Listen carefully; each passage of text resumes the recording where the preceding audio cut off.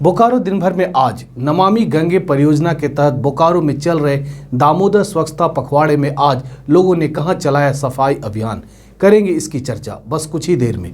पीने के पानी के संकट से जूझते गोमिया के लोगों ने आईएल पर वादा खिलाफी का आरोप लगाते हुए आंदोलन शुरू करने का फैसला लिया, इसकी भी चर्चा करेंगे। नमस्कार, मैं हिमांशु हाजिर हूं बोकारो दिन भर लेकर। बोकारो की खबरों में भारत के बंद दूसरे दिन बोकारो में इसके असर की बात होगी। बीएसएल के ब्लास्ट फर्नेस विभाग में नया कीर्तिमान बनाया, यह भी खबरों में होगी। सेंट मेरी नर्सरी स्कूल के नए सेशन के बच्चों के स्वागत समारोह में भी शामिल होगी। ईएसएल के इंटर स्टेट क्विज कंपटीशन में किसने बाजी मारी, इसकी भी चर्चा करेंगे। चर्चा और भी खबरों पर होगी, लेकिन उसके पहले जान लेते हैं देश और दुनिया का हाल। खबरों के मुताबिक शांति बहाली के लिए रूस और यूक्रेन के बीच मंगलवार को टर्की की राजधानी इस्तांबुल में वार्ता शुरू हुई। राजस्थान के मशहूर सरिस्का टाइगर रिजर्व के जंगलों में भीषण आग लगी हुई है। आग पर काबू पाने के लिए एयरफोर्स हेलीकॉप्टरों का इस्तेमाल कर रही है। भारत में पेट्रोल और डीजल की कीमतों में बढ़ोतरी का सिलसिला जारी है। मंगलवार को एक बार फिर पेट्रोल डीजल के दाम में इजाफा से दिल्ली में पेट्रोल का दाम 100 रुपए के पार हो गया है। बिहार की राजधानी पटना के दानापुर में सोमवार देर शाम अपराधियों ने जेडीयू के वरिष्ठ नेता दीपक कुमार मेहता की गोली मारकर हत्या कर दी है। सप्ताह के दूसरे दिन सेंसेक्स 350 अंक और निफ्टी 103 अंक बढ़कर हुआ बंद। सोने की कीमत 200 रुपए प्रति 10 ग्राम गिरी तो वहीं चांदी का कीमत भी 400 रुपए प्रति किलोग्राम गिरी। अब एक नजर आपके राज्य झारखंड की 3 बड़ी खबरों पर।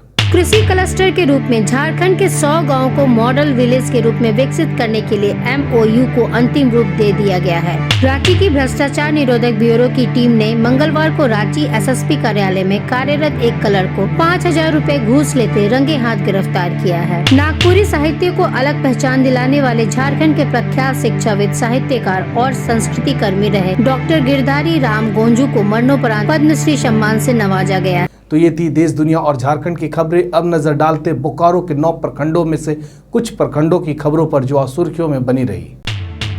नमामि गंगे परियोजना के तहत बोकारो जिले की गंगा दामोदर स्वच्छता पखवाड़े का आयोजन किया जा रहा है। इसके मद्देनजर मंगलवार को नवाडीह अंचल के स्थानीय लोगों के बीच जागरूकता के लिए खरपीठो खइयो खार तालाब की साफ सफाई और श्रम दान का आयोजन किया गया। बोकारो जिले में 16 मार्च से 30 मार्च तक गंगा स्वच्छता पखवाड़ा मनाया जा रहा है। इसी कार्यक्रम को सोमवार को चंदपुरा प्रखंड के दामोदर नदी घाट के स्वच्छता अभियान चलाया गया।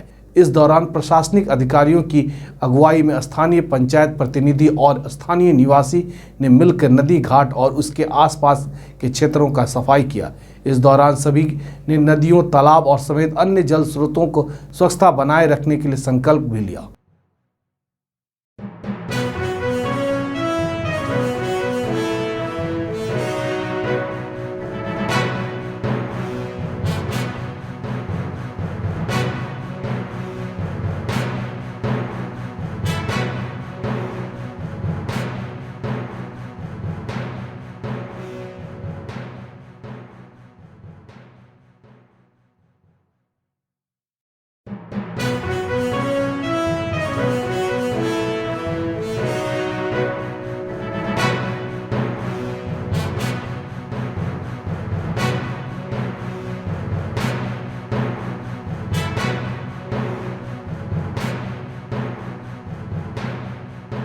गंगा आरती का कार्यक्रम है और गंगा आरती शाम में 7:30 बजे निर्धारित है। तो निश्चित रूप से उम्मीद करते हैं कि 7:30 बजे गंगा आरती का कार्यक्रम होगा और निश्चित रूप से हम सभी लोगों को संकल्प लेना चाहिए कि देश की जितनी भी नदियां हैं, सभी नदियां और उनके जल स्वच्छ हो, प्रदूषण से रहित हो।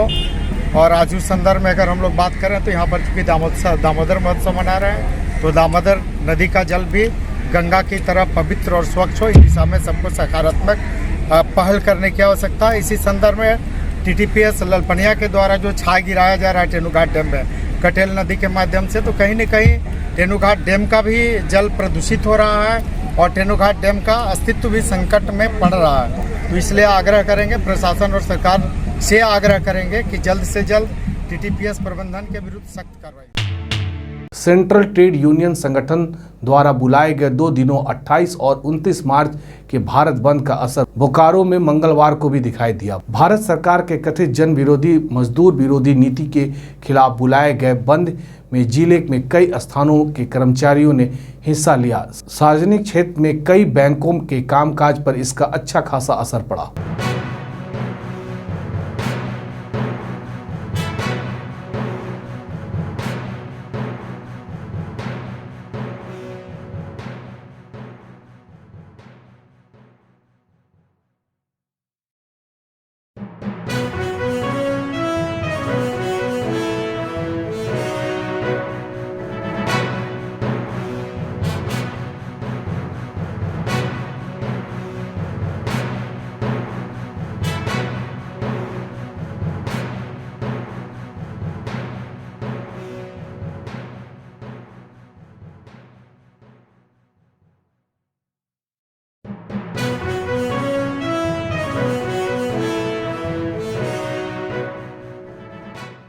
और आप देख रहे हैं कि हमारी संख्या जो है वो कम नहीं है।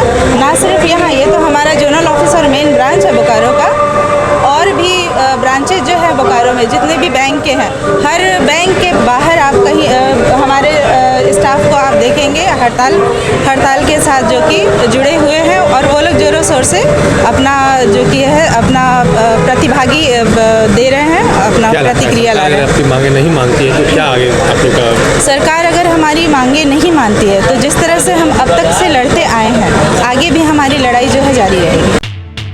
गोमिया प्रखंड के पलिहारी गुरुडी पंचायत सचिवालय में ग्रामीण ने बैठकर IEL यानी कि इंडियन एक्सप्लोसिव लिमिटेड के खिलाफ पानी के आंदोलन के अभियान को आगे बढ़ाने की घोषणा की। विनय स्वर्णकार की अध्यक्षता में हुई बैठक में उपस्थित स्थानीय लोग और सीटू नेता राकेश कुमार ने कहा कि गोमिया का पूरा सरकारी इलाका सालों से भीषण पेयजल संकट की चपेट में है और इस बाबत समाधान के लिए IEL प्रबंधक को गोमिया के लोगों ने एक मांग पत्र सौंपा था, जिसमें IEL द्वारा गोमिया के बैंक मोड़ तक किए जा रहे सार्वजनिक पेयजल आपूर्ति का विस्तार गोमिया पंचायत के गोमिया हाई स्कूल तक और पलिहारी गुरुडी के नेहरू हाई स्कूल तक किया जाने की बात थी। ग्रामीणों ने दावा किया कि इसके लिए उन्हें आश्रय भी दिया गया था, पर IEL ने वादा को पूरा नहीं किया, इसलिए गोमिया के लोग मजबूर होकर आंदोलन करने को विवश हैं।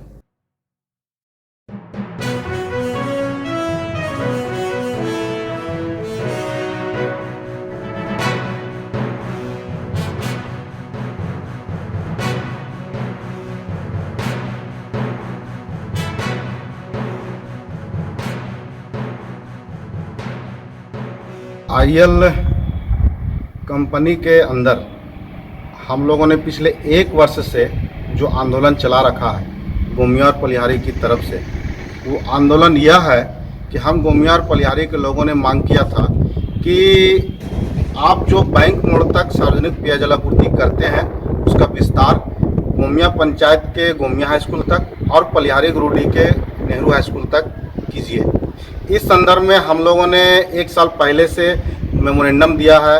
27 दिसंबर को प्रदर्शन भी किया था, मेमोरेंडम दिया था और IEL प्रबंधन के साथ गोमिया और पलिहारी के लोग जो मांग कर रहे हैं उनका मांग जायज़ है, और यह जो मांग उनका है कि बैंक मोड़ तक जो पानी मिल रहा है उसका विस्तार गोमिया और पलिहारी के मुख्य सड़कों तक किया जाए, हम लोग इसको पूरा करेंगे। प्रबंधन ने हम लोगों को आश्वासन दिया था कि हम लोगों को 3 महीना का समय चाहिए और 3 महीना के अंदर हम लोग आपकी इस मांग को पूरा करेंगे। 27 दिसंबर के हुए वार्ता के बाद आज 27 मार्च को उनका 3 महीने का समय पूरा हो गया है। अब हम लोग गोमिया और पलिहारी के लोग IEL कंपनी के खिलाफ हमारी जो मांग है उस मांग को लेने के लिए हम लोग अब आज से अभियान की शुरुआत करने जा रहे हैं, और आने वाले दिनों में कंपनी जो ये समझ रही है कि गोमिया और पलिहारी के लोगों को लॉलीपॉप देकर वो ठग लेंगे, वो IEL कंपनी भूल कर रही है। आने वाले दिनों में हम गोमिया और पलिहारी के लोग IEL कंपनी को अपनी ताकत दिखाएंगे। बोकारो के सेंट मेरी नर्सरी स्कूल ने नए सेशन की प्री नर्सरी, नर्सरी और प्रेप के बच्चों का मंगलवार को स्वागत किया। रंगारंग कार्यक्रम इंडक्शन सेरेमनी के दौरान कई सांस्कृतिक कार्यक्रम के साथ साथ बच्चों द्वारा बनाए गए कलाकृति प्रदर्शनी भी लगाई गई। इस मौके पर मुख्य अतिथि एमजीएम स्कूल के प्रिंसिपल फादर रेजी सी वर्गीस ने बच्चों की तारीफ की।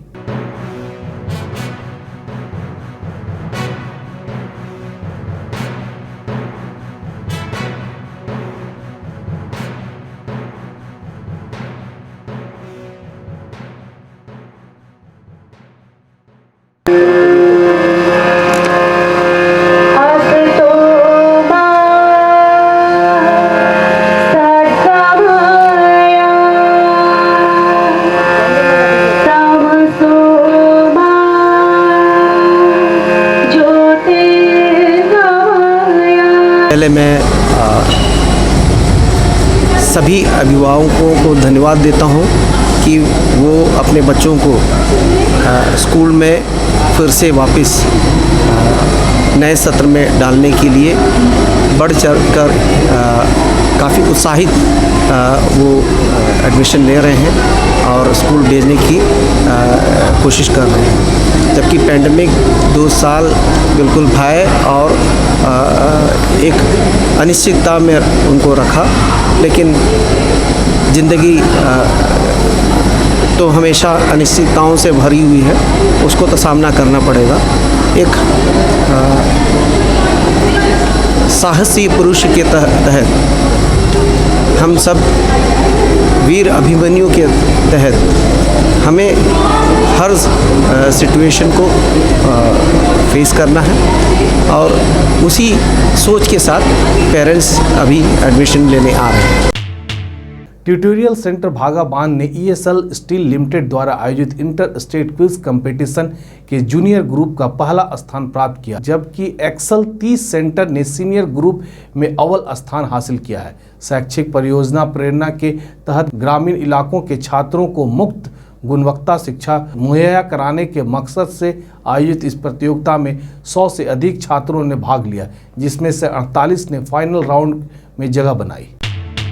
बीएसएल के हॉट स्ट्रिप मिल और सिंटर प्लांट के बाद अब ब्लास्ट फर्नेस विभाग ने एक नई उपलब्धि हासिल की है। साल 2021-22 के अंतिम तिमाही समाप्ति से पहले ब्लास्ट फर्नेस की टीम के मुख्य महाप्रबंधक एमपी सिंह के नेतृत्व में 27 मार्च को 4 फर्नेस की परिचालन से 14,912 टन हॉट मेटल उत्पादन कर नया दैनिक कीर्तिमान स्थापित किया है। इससे पहले ब्लास्ट फर्नेस से 12 जनवरी 2021 को 4 ब्लास्ट फर्नेस की परियोजना से 14,872 टन हॉट स्ट्रिप मेटल का दैनिक उत्पादन कर नया कीर्तिमान स्थापित किया था।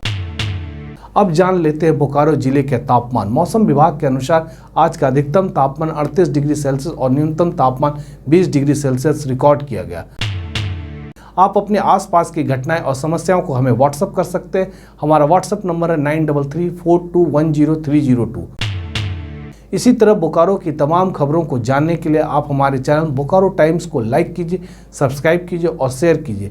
फिर मिलेंगे बोकारो दिन भर में सोमवार से शुक्रवार रात 8 बजे। तब तक के लिए नमस्कार। बने रहें thetimes media.com पर। आप हमें फेसबुक और यूट्यूब पर भी देख सकते हैं।